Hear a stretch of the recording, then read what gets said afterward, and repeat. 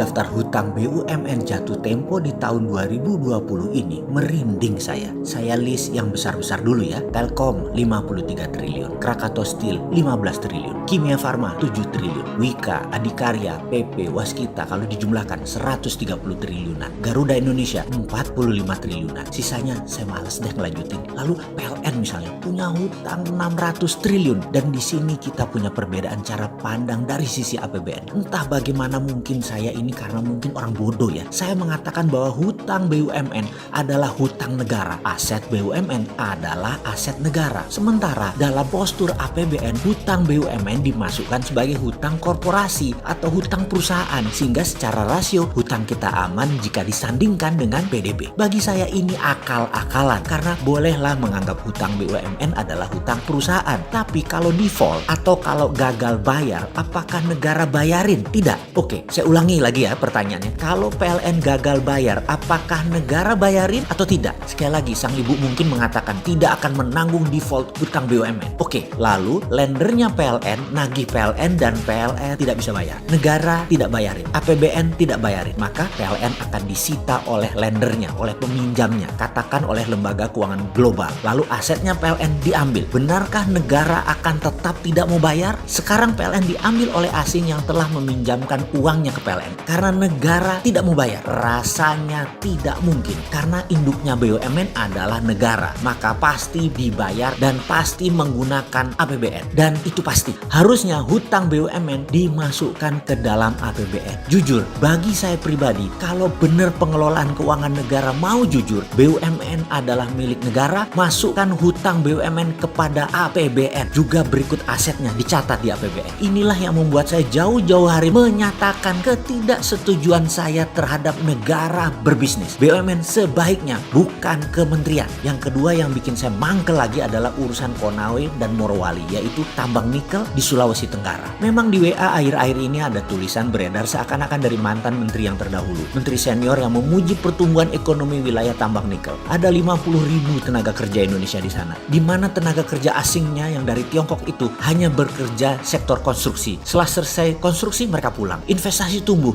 dan pendapatan daerah menjadi tumbuh luar biasa. Begitulah dia menulis. Tadinya saya mau diam aja, tapi kok sepertinya jadi kayak bener tindakan itu. Ya terpaksa kita buka-bukaan lagi. Pertama saya minta izin dulu ya. Urusan tambang jangan ragukan pengetahuan saya walaupun hanya sedikit. Namun dua perusahaan tambang saya yaitu CaOH 2 kali atau kalsium hydroxide dengan kapasitas 100 ton per hari adalah sebuah pengalaman panjang sejak tahun 1996. Kemudian pabrik litium kecil, belum skala komersial, namun cukup buat memahami apa itu dunia pertambangan, smelter, hingga proses pemurnian sampai finish produk. Pertanyaan pertama, apakah smelter nikel Konawe itu sampai pada tingkat finish produk atau hanya merupakan aktivitas untuk pembersihan impurity saja? Maksudnya bagaimana? Menurut saya smelter modelnya di NPI atau nickel pig iron itu akal-akalan Tiongkok. Itu mesin banci. Bener, mesin banci. Hanya membuang silikat dan unsur-unsur pengotor lainnya yang tidak memiliki nilai ekonomis. Namun nikel, fero, litium, kobalt, dan mineral rare earth lainnya dalam fraksi yang sangat kecil tetap tidak terbuang. Ini terangkut. Jadi masih terkandung di dalam logam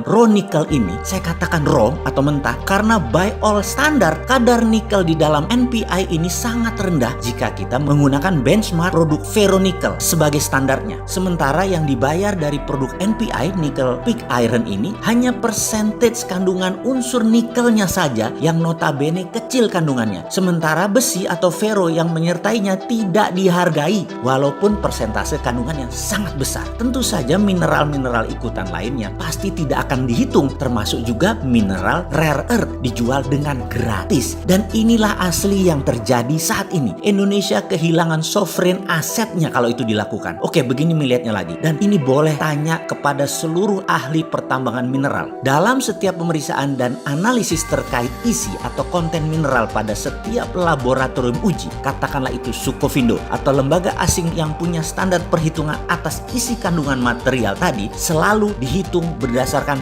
ppm atau part per million atau persen berat, di mana yang dihitung hanya mineral yang memiliki ukuran tertentu dalam range yang terbaca oleh alat atau metode pengukuran. Sedang ukuran mineral yang berada di luar range serta tidak terbaca oleh alat atau metode analisis ini dianggap nol, artinya tidak komersial atau artinya tidak menguntungkan. Biasanya pakai metode yang disebut assaying dengan pendekatan reaksi kimia atau menggunakan alat-alat tertentu lainnya melalui pendekatan fisika dengan dasar ukuran material. Pertanyaan sekarang, berani nggak menghitung konten material pakai EDAX sistem yang menggunakan spektrum warna? Di seluruh dunia, ketahuilah wahai pejabat yang terhormat, metode perhitungan isi kandungan mineral selalu menguntungkan pembeli. Karena itu mereka tidak pernah mau pakai sistem lain, maunya hanya menggunakan ukuran material saja sebagai dasar pengujian di laboratorium. Kita pemilik sovereign asset selalu dikadalin. Karena itu kalau saya sekali lagi dapat mandat nih, tak stop semua eksplorasi mineral ini. Tapi sebentar, jangan takut, nggak mungkin Sontoloyo ini dapat mandat. Orang minat belas, ambil tuh jabatan. Nggak pantas orang kayak saya ini. Jadi dalam hal ini, jangan bandingkan dengan 50.000 tenaga kerja Indonesia yang bekerja di sana. Lalu ada investasi 20 triliun sebagai sebuah kebanggaan. Pak, yang namanya investor duit 20 triliun itu ya harus balik. Kalau perlu, beli pejabat. Kalau perlu, pejabatnya diajak masuk bisnis. Namun sebuah kepastian lain adalah aset kita, mineral kita, sovereign aset kita hilang karena silau dengan uang cepat itu pejabat. Kalau dari pendekatan income statement sekarang, kehadiran investasi asing merupakan subjek pajak dan royalti terkesan sangat menjanjikan. Namun coba lihat dari kacamata lain. Untuk setiap material seperti biji nikel laterite ini, jangan hanya dilihat dari komoditi dagang atau trade commodities. Coba lihat dari kacamata mineral strategis. Mineral strategis pendekatannya bukan komoditi dagang yang dicatat sebagai revenue dalam income statement negara, tapi dicatat sebagai sovereign asset yang ada di balance sheet negara. Kalau dicatat sebagai sovereign asset, manfaat nikel di Morowali dan Konawe bukan untuk 50.000 orang, tetapi buat 5 juta manusia Indonesia. Lupa, tapi pejabatnya yang jadi pengusaha nggak dapat apa-apa. Maaf, lanjut deh lo, monggo. Kata dia, ya mending buat 50.000 orang lalu dibungkus propaganda agar terlihat pahlawan. Walau aset hilang, kan rakyat nggak tahu apa-apa tentang sovereign aset ini. Rakyat toh masih bodoh. Bahkan dikasih duit 400.000 per hari untuk ngebuzzer yang kesannya beda dengan apa yang dijalankan pemerintah. Pokoknya serang, banyak yang mau. Sahabat, semoga informasi ini bisa dipahami. Sedikit kontribusi pemahaman pandangan dari sisi lain, sedikit kritis, tapi ada solusinya. Sungguh, sovereign asset itu adalah cikal bakal sovereign wealth fund yang harusnya negara mainkan di tengah pandemi ini, bukan malah menyetujui undang-undang minerba yang baru yang kemudian membuat sovereign asset kita hilang selamanya.